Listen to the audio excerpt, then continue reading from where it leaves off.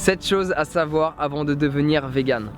Alors personnellement, pour ma propre expérience de vie, quand j'étais dans la transition pour devenir vegan, quand j'étais encore végétarien à l'époque, j'avais plein d'idées sur le véganisme qui étaient complètement faussées. L'une d'entre elles, c'est que j'avais assimilé dans ma tête que le fait de devenir vegan est égal à se priver. Chose qui n'est pas du tout le cas. C'est même l'opposé, mais laisse-moi m'expliquer.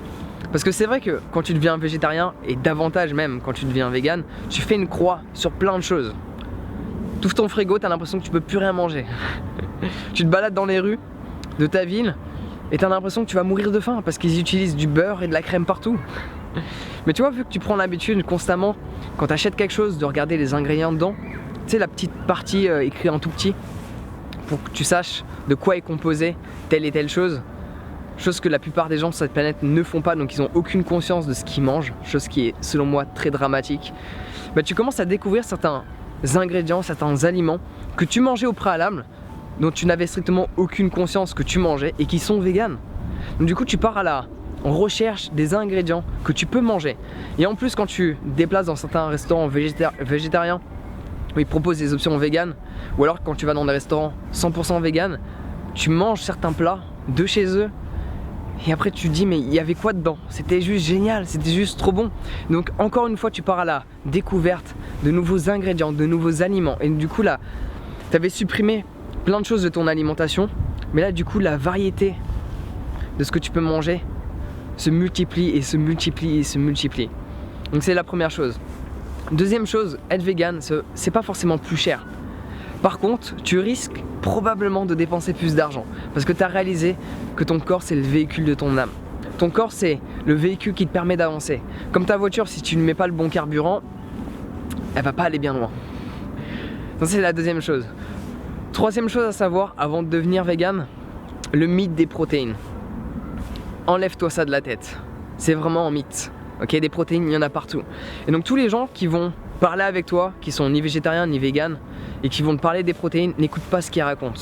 Tous les gens qui vont te parler du mythe des protéines sont des gens qui ont strictement aucune connaissance dans tout ce qui est alimentation. Ils n'ont jamais ouvert un bouquin et lu une étude sur l'alimentation.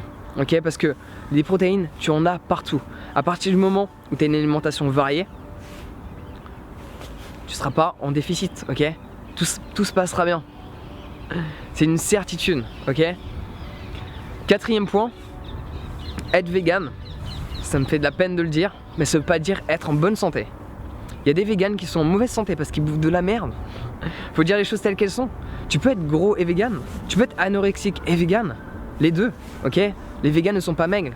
Il y a de plus en plus de sportifs de haut niveau, que ce soit en boxe, en athlétisme, ou peu importe les choses. Ils sont véganes. Donc vegan peut t'aider à déculper tes capacités physiques, ok? Mais ça veut pas forcément dire être en bonne santé. Tout va dépendre de ton alimentation. Si tu as une alimentation variée, forcément tu seras en bonne santé. C'est aussi simple que ça. Et juste pour revenir sur les protéines en rapide, même les végétariens sont en excès en termes de généralité de protéines. Et comme tout excès est mauvais. Mais ça tu le savais déjà, ok? Cinquième chose à savoir, avant de devenir vegan, ça va créer des polémiques. Il y a des gens qui vont te juger, que ce soit tes amis, ta famille, tes collègues au boulot ou les gens dans la rue. Les gens ils vont te juger et tu peux pas le contrôler, ok? Tous les végétariens, tous les véganes ont dû y faire face, au moins une fois, si ce n'est pas plusieurs, ok? Donc fais-y face, fais avec, ok? C'est l'étape par laquelle on doit passer si on veut vraiment être en accord avec ses valeurs. Sixième chose à savoir, si tu veux vraiment devenir vegan, dis-toi que tu n'es pas obligé de changer les gens qui sont autour de toi. C'est quelque chose que je faisais, c'était une grosse erreur. Quand je suis devenu vegan, j'étais là, deviens vegan, deviens vegan, deviens vegan. Ça ne marche pas. Le meilleur moyen pour, entre guillemets, influencer les gens, si tu as vraiment envie de qu'on vive tous en harmonie, les uns avec les autres. Et quand je dis les uns avec les autres, c'est être humain avec être humain et être humain avec animaux. Ça prend sens.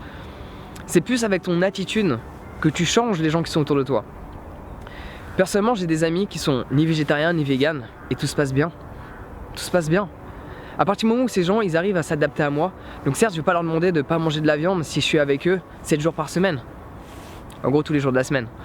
Mais si je les vois une fois par semaine et qu'on se fait un repas ensemble, si cette personne n'est pas capable de pas se faire son steak alors qu'on prend un repas ensemble une fois par semaine, une fois toutes les 2 semaines, ou une fois par mois, je ne sais pas qu'est-ce que je fais entouré de cette personne. C'est mon humble avis, ok? Donc choisis des personnes qui sont autour de toi. Au final, tu réalises que tu as un impact extrêmement positif. Parce que les gens avec qui je suis, même s'ils ne sont pas végétariens, pour moi ça me va. À partir du moment où ce sont des gens ouverts d'esprit qui sont prêts à évoluer et à questionner leurs habitudes, quelles qu'elles soient, que ce soit l'alimentation ou des habitudes qui les empêchent de matérialiser la vie souhaitée, ok? Et tu verras que quand tu cherches pas à changer les gens et tu es qui tu es avec ton alimentation, tu t'aperçois que les gens autour de toi commencent à questionner. Donc j'ai des amis qui sont pas végétariens ni véganes, ils commencent à regarder les ingrédients derrière les paquets qu'ils achètent.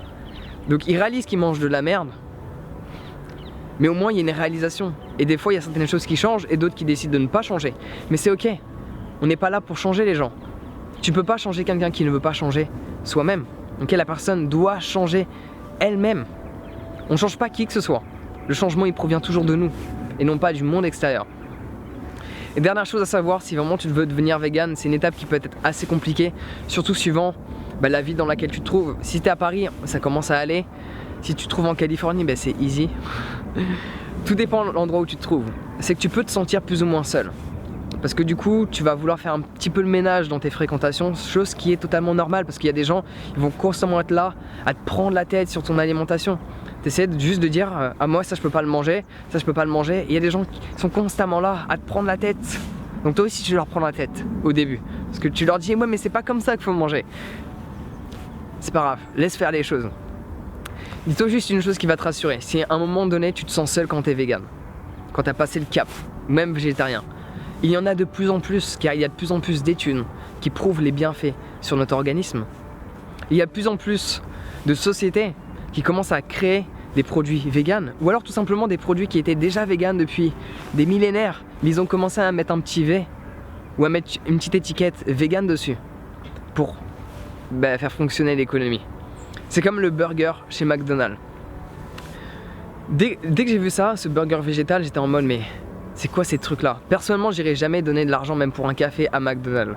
J'ai pas envie de leur donner de l'argent, surtout qu'ils sont en train de perdre de l'argent. Ils ont jamais autant perdu d'argent qu'en ce moment présent. Donc pour moi c'est une bonne chose, j'aimerais bien les voir couler.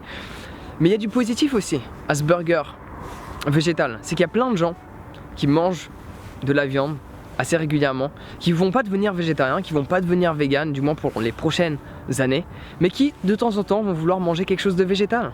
Donc du coup ils réduisent leur consommation de viande. Donc personnellement j'ai réussi à changer un petit peu ma manière de voir les choses par rapport à ce burger que McDonald's commençait à proposer.